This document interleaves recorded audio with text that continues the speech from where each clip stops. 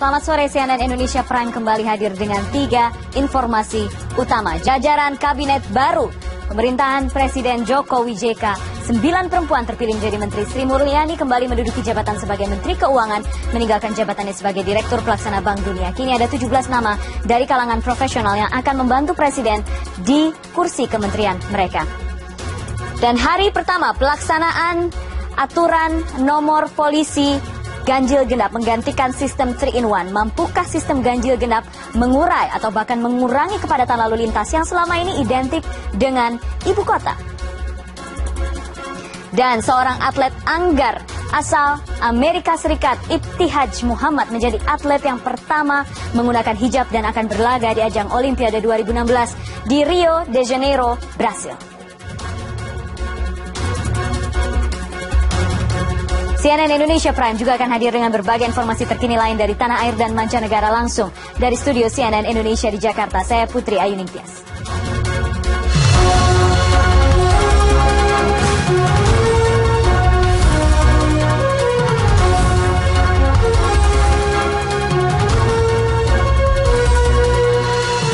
CNN Indonesia Prime. Presiden Joko Widodo langsung memimpin rapat kabinet sesaat setelah mengumumkan perombakan menterinya. Rapat kabinet digelar Rabu petang pukul 1 jam setelah pelantikan sejumlah pejabat baru di pemerintahannya. Sidang kabinet paripurna membahas program-program pemerintah, terutama di pos kementerian yang baru berganti kepemimpinan. Saya ingin semua menteri dan pimpinan lembaga bekerja lebih cepat lagi, bekerja lebih efektif, dan bekerja dalam tim yang solid, kompak, saling mendukung antara kementerian dan lembaga. Tidak ada lagi yang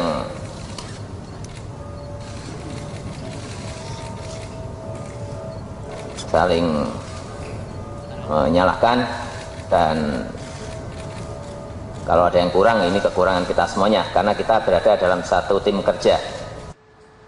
Wajah-wajah baru masuk di kabinet baru Presiden Joko Widodo. Di antaranya ada yang berasal dari kalangan profesional. Kita akan melihat siapa-siapa saja nama baru yang muncul di kabinet kerja kali ini. Yang pertama adalah Muhadjir Effendi.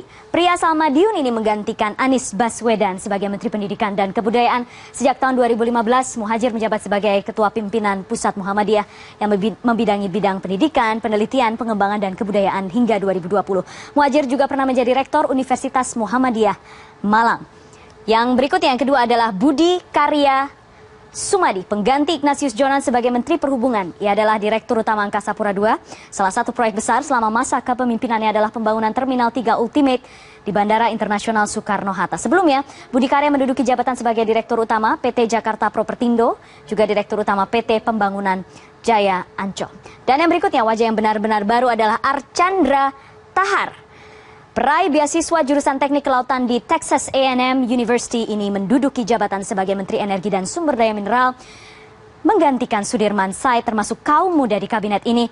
Tahar saat ini menjabat sebagai Presiden di Petroneering Houston di Texas. Ia mempunyai 3 paten yang berkaitan dengan offshore dan menjadi salah satu orang yang memperkenalkan standar hidrodinamika untuk industri.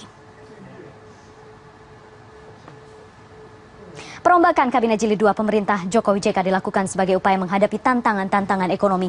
Kabinet kerja dituntut bekerja lebih cepat, efektif, dan saling mendukung satu sama lain demi mewujudkan hasil nyata dalam waktu secepatnya. Presiden Joko Widodo telah mengumumkan 12 nama menteri dan kepala BKPM yang diganti. Berdasarkan komposisi kepartaian, sebagai partai baru pendukung pemerintah, Partai Golkar dan Partai Amanat Nasional masing-masing mendapat jatah 1 kursi menteri. Menteri Perindustrian Airlangga Hartarto merupakan politisi Partai Golkar. Sementara Asman Abnur yang merupakan politisi fraksi Partai Amanat Nasional dipercaya menduduki jabatan sebagai Menteri Pendayagunaan Aparatur Negara dan Reformasi Birokrasi. Dari 37 kursi jatah menteri dan lembaga tinggi setingkat menteri, 15 diantaranya diisi oleh kalangan partai. 17 sisanya merupakan kalangan profesional, termasuk kembalinya Sri Mulyani yang sebelumnya sempat menjabat sebagai Menteri Keuangan di masa pemerintahan Presiden Susilo Bambang Yudhoyono. Dari jabatan Managing Director Bank Dunia, Sri Mulyani kembali ke pos sebelumnya sebagai Menteri Keuangan. Malam, Bapak Presiden Presiden Bank Dunia Jim Kim telah memberitahukan kepada seluruh Board of Directors 25 mengenai keputusan saya untuk mengundurkan diri dan menerima tawaran dari Presiden Jokowi untuk menerima tugas ini. Dan tidak sampai 3 jam usai pengumuman perombakan kabinet, Presiden Jokowi langsung melakukan pelantikan para menteri dan pejabat setingkat menteri pilihannya. Cindy Agustina Tarik, CNN Indonesia.